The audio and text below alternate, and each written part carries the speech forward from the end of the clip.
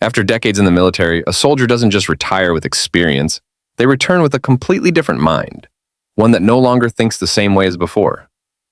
And if you look closely, this change didn't happen all at once. It happened slowly, quietly, through repetition, responsibility, and years of operating in structured environments where every action had meaning. At the beginning of this journey, things were simple. You followed instructions, you learned procedures, you adapted to a system that valued discipline over hesitation. In that environment, thinking fast wasn't enough. Thinking clearly mattered more. So your mind began to adjust, not in a forced way, but in a practical one. It started organizing itself around efficiency, awareness, and control.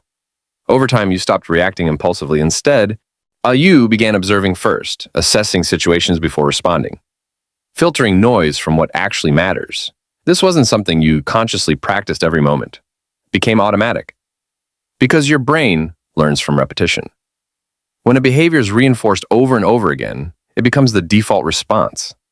In simple terms, your mind was trained to prefer stability, not because uncertainty is impossible, but because stability reduces risk.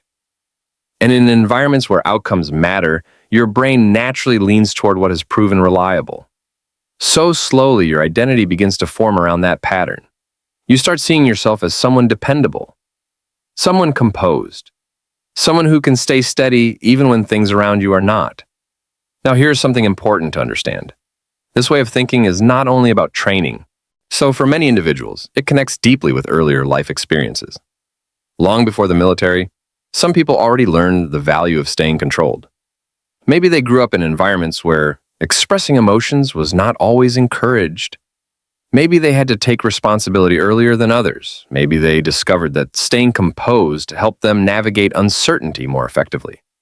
So by the time they enter the military, they are already familiar with structure and self-control. And the military simply strengthens what was already there. As years pass, this combination of early learning and long-term environment creates a very specific psychological pattern. Your mind becomes highly efficient at separating roles. There's a part of you that handles tasks, decisions, and responsibilities. This part remains focused, alert, and organized. And there's another part that holds personal thoughts, memories, and emotions that are not always expressed outwardly. Both parts exist together, but they operate differently. This internal balance allows you to function in demanding situations without becoming overwhelmed. In everyday life, this may show up in subtle ways. You might remain calm in situations where others feel stressed. You might take a moment to understand before reacting. You might prefer clarity over emotional expression in decision-making. Not because you don't feel, but because your mind has learned to process things internally before showing them externally. Over time, this becomes a natural way of being. You don't try to stay composed. It happens automatically because your system has been shaped by years of repetition, structure, and responsibility. This is why long-term soldiers often appear steady, grounded, and composed. That steadiness is not accidental. It is the result of continuous adaptation. But every strength also creates a pattern. When a mind becomes highly efficient at control, expression may become less frequent.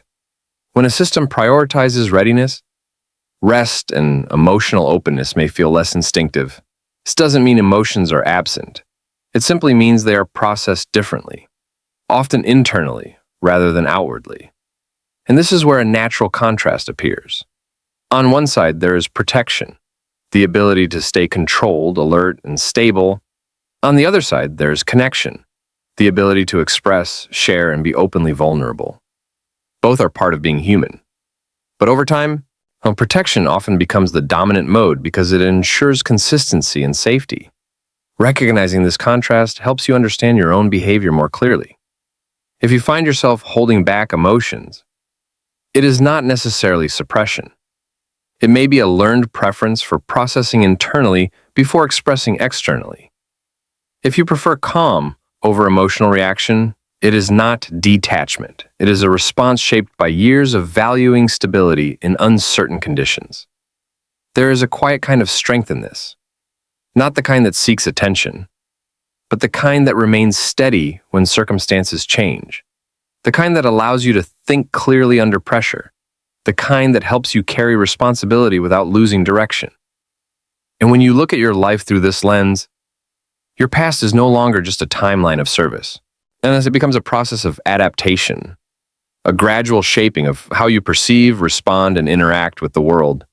You didn't just follow a system, you learned how to operate within it. You didn't just develop discipline. You developed a way of thinking that prioritizes awareness, structure, and consistency. And now, even outside the military environment, that mindset doesn't disappear. It continues to influence how you approach situations, decisions, and relationships. Not as a limitation, but as a framework that has been built over decades. At a deeper level, what you carry is not just experience. It is psychological conditioning formed through time, repetition, and environment. And understanding this removes the need to judge yourself for being different from others. Because your mind was shaped by a different set of demands. And so instead of seeing yourself as someone who became less expressive, you can see yourself as someone who became highly controlled.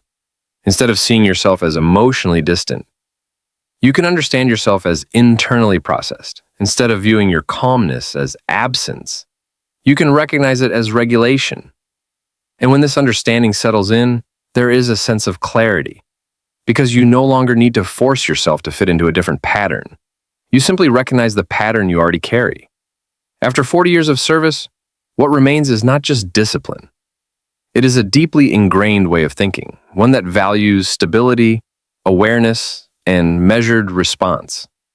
One that was built through real experiences, not theory. One that continues to exist even after the uniform is no longer worn. And perhaps the most important realization is this. Your mind didn't become different by accident. It became different because it adapted exactly as needed. And that adaptation is what allowed you to remain steady for decades. So when you reflect on who you are today, you are not just someone who served. You are someone who evolved through structure, responsibility, and time. And the way your mind works now is not separate from your past. It is the result of it.